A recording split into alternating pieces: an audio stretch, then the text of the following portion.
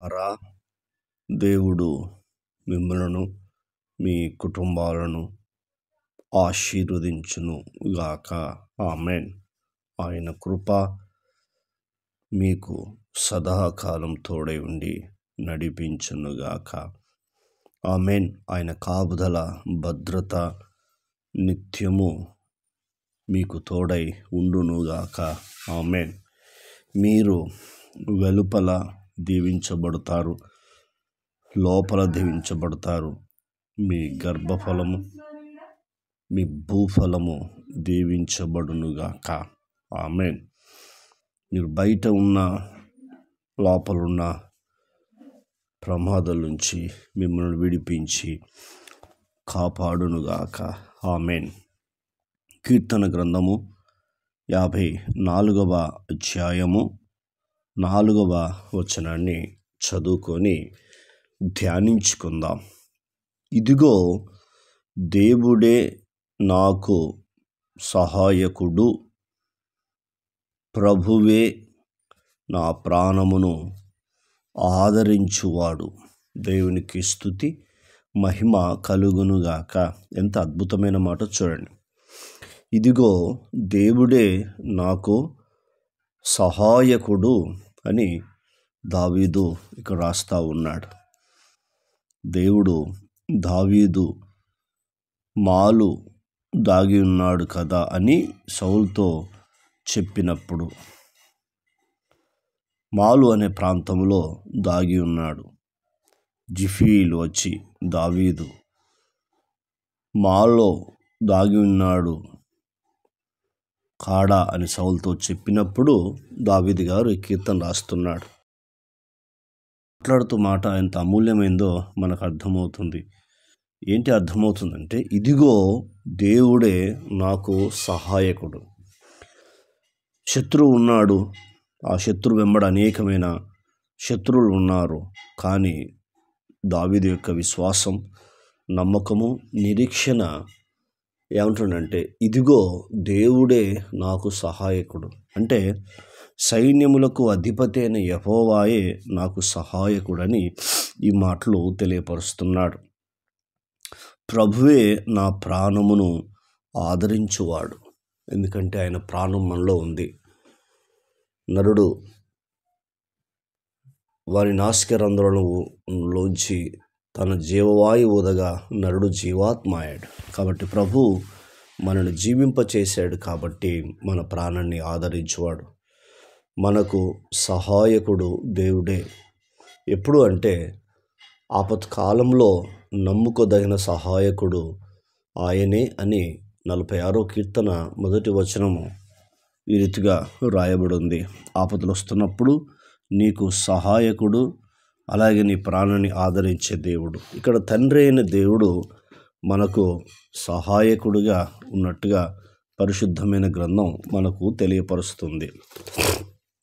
రెండోది, పరిశుద్ధాత్ముడు కూడా మనకు ఏ విధంగా సహాయపడుతున్నాడో ఆ మాట నేర్చుకుందాం. రోమా సంఘానికి అపోస్తలుడైన పౌలు రాస్తున్నాడు. 8వ అధ్యాయము 26వ వచనాన్ని చదువుకుందాం. అటువలే ఆత్మయు మన బలహీనతను చూచి సహాయము చేయుచున్నాడు. చూసారా? అటువలే ఆత్మయు మన బలహీనతను చూచి సహాయము చేయుచున్నాడు. చాలామంది పరిశుద్ధ ఆత్మ వస్తుంది, దిగిరా అంటారు. వస్తుంది కాదు, ఇక్కడ ఏం చెప్పాడు? సహాయం చేయుచున్నాడు. పరిశుద్ధాత్ముడు, పరిశుద్ధాత్మ కాదు, పరిశుద్ధాత్ముడు అని మనం పలకాలి. చెప్పుతూ ఈ మాటలు తెలియపరుస్తూ ఉన్నాడు. ఎంత అద్భుతమైన మాటలు మనకి ఇక్కడ కనబడతా ఉన్నాయి. అంటే మన బలహీనతలలో అనేకులు మనల్ని కృంగదీసేవారు ఉన్నారు, బాధ పెట్టేవారు ఉన్నారు, టెన్షన్ గురి చేసేవారు ఉన్నారు, రకరకాల వారు ఉన్నారు. కానీ పరిశుద్ధాత్ముడు మీతో మాట్లాడుతున్నాడు. ఆత్మయు మన బలహీనతను చూచి సహాయం చేయుచున్నాడు.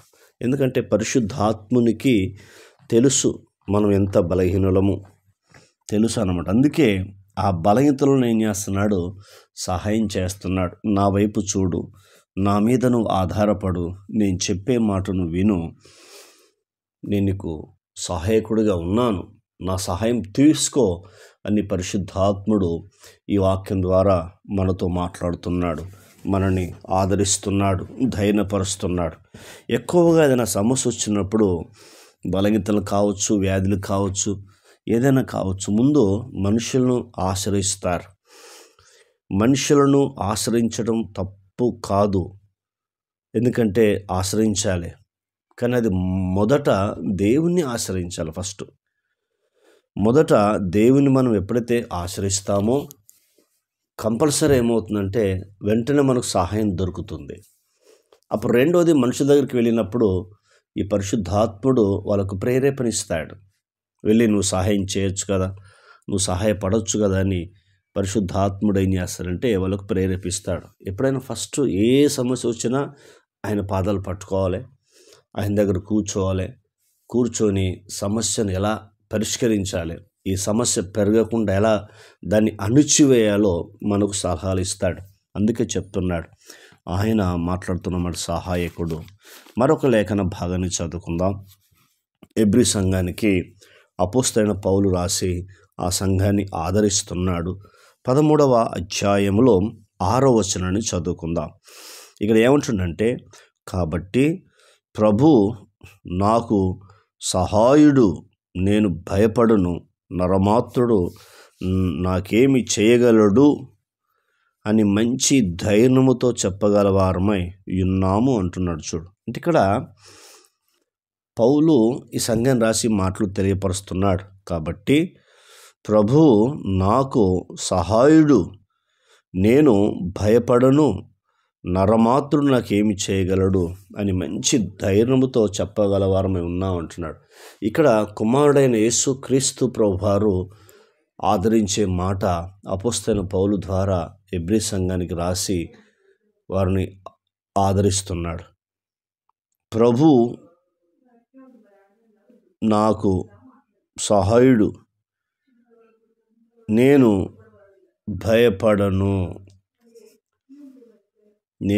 భయపడను అని చెప్తున్నాడు. అంటే అక్కడ తండ్రి అయిన దేవుడు సహాయం చేస్తున్నాడు, పరిశుద్ధాత్ముడు సహాయం చేస్తున్నాడు, ఇక్కడ యేసుక్రీస్తు ప్రభువారు సహాయం చేస్తున్నాడు.